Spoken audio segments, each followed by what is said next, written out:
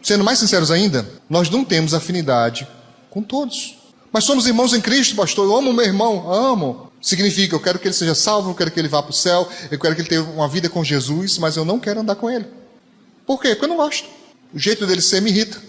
Simples assim.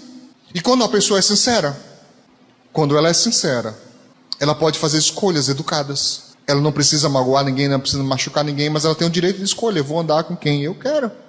Eu vou me relacionar com quem eu quero. Eu não sou obrigado. Diz para o teu irmão, eu não sou obrigado.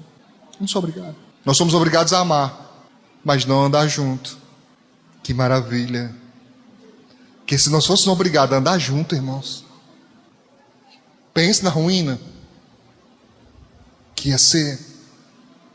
Porque tem gente que a gente não bate, não encaixa.